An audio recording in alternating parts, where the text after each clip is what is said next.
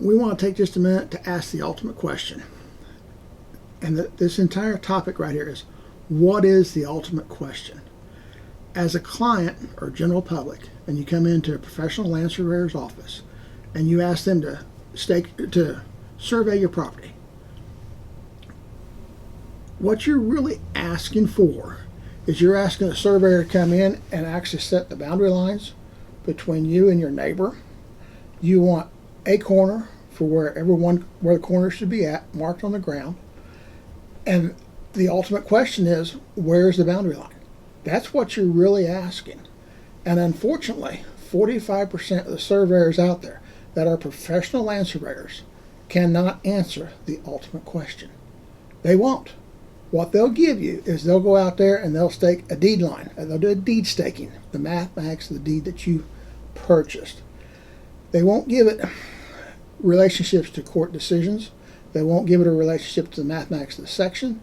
They won't give it relationships to past history of surveys. They'll just do what's called a deed stake. And they'll stake the four corners and they'll walk away. And on the plat, they'll draw 3 lines possibly for that boundary line that the ultimate question is, where's the boundary line? And they'll give you a deed line. Your deed line, they'll give you a fence line, or they'll call it line of occupation. And then they'll call it the next line neighbor's line. And there'll be a gap or an overlap between the two parcels. They never answered the ultimate question. The ultimate question is, where's the boundary line? And if you go to court with this type of surveyor that can't answer the ultimate question, all you're really paying for is an overpriced technician with really fancy GPS equipment, because he's not taking a position. He won't. In his opinion, he believes only the courts can decide the boundary line. And that is true, but that's not what you're paying for. What you're paying for, what you believe you're purchasing, is a professional opinion of where the boundary line is on the ground, on the surface of the earth. Here at CB&M Surveys, we'll take a lot of things in consideration. As I've stated before, a massive amount of records, looking at old histories for surveys done prior to.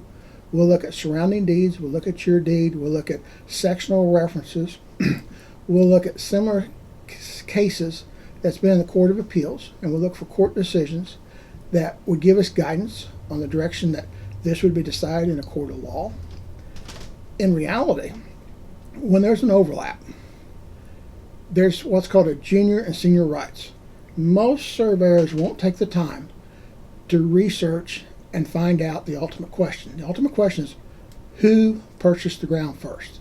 They're the ones that end up with senior rights. And the second party is a junior in rights. The senior in rights establishes the boundary line between the overlap, and that is where the boundary belongs. There's also other things to take in consideration besides just the writings. There's lines of occupation that needs given weight.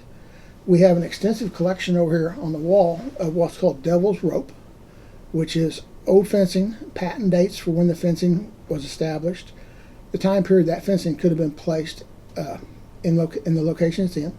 That makes a big difference in a court of law, how long the lines have been there. All that plays into the ultimate question, where's the boundary at? And here at CB&M Surveys, I'm here to answer that question for you.